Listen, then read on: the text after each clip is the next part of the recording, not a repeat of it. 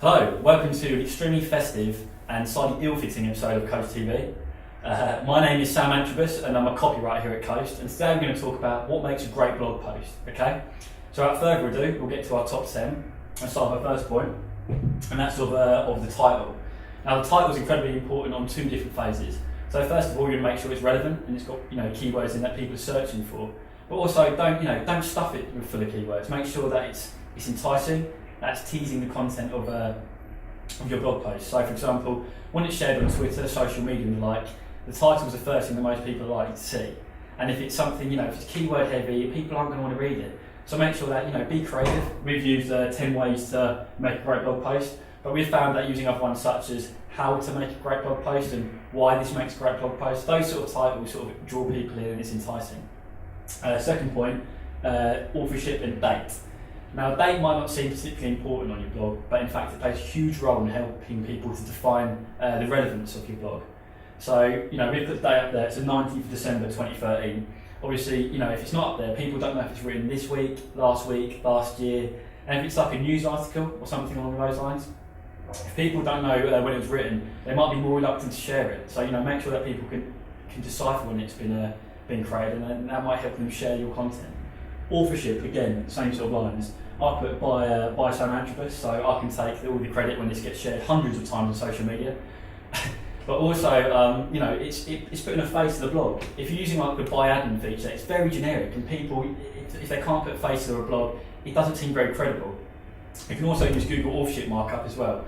So by taking your Google Plus account and linking it to your blog, in Google search, your article will appear alongside a picture of yourself and your name as well. So that again, it's helping add to the authenticity of your blog and putting a face to it, really. Point number 3, social sharing buttons, incredibly important, but also making sure you pick the right ones for your audience. So if you're doing it towards a B2B audience, and that's the side of your article, make sure LinkedIn's up there. Ultimately, using like a Pinterest button and a fluffy board of cupcakes and the like that are on Pinterest, it's probably not going to be quite as relevant. Although if you are a cupcake retailer, LinkedIn probably not where you're going to get all your stuff shared, is it? So, make sure you bear this in mind, put relevant buttons up for the relevant audience. Point number 4, heading 2. Now, heading 2 plays incredible, again, like the normal title, it's a twofold effect. So here we'd have that as our H1 title tag, and heading 2 would be our H2 title tag. So for search purposes, that makes it's incredibly important, but also it helps break down your article. Yeah, so I've all been there before. You've clicked on something that you like, we read by a huge amount of copy. Yeah, copy. People don't want to see that. People want scannable copy that they can digest.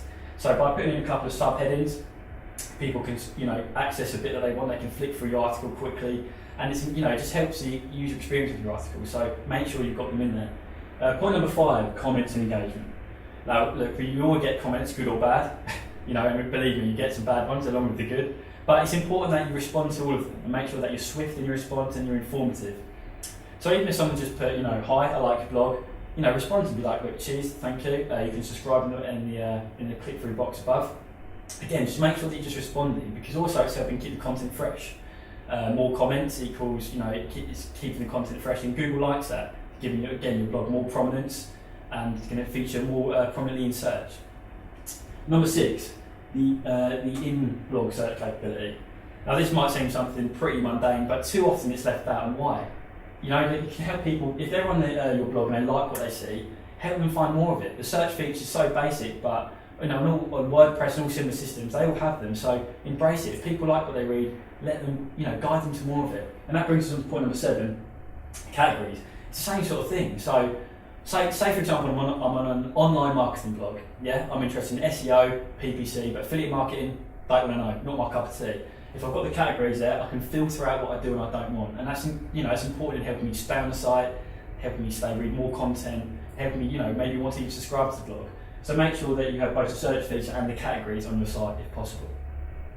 Point number 8, call to action, incredibly important. Even if you're just looking to help people subscribe to your blog, or whether you're on an e-commerce site and you're pushing product, make sure the button's there that people can click through and that they can have the access to either buy something or follow more of your blogs and access more content.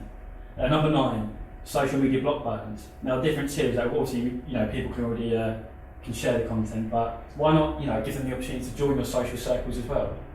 whether they want to follow you, whether they want to like you, follow you on LinkedIn. Give them the opportunity. The social media block buttons are there. They like your content.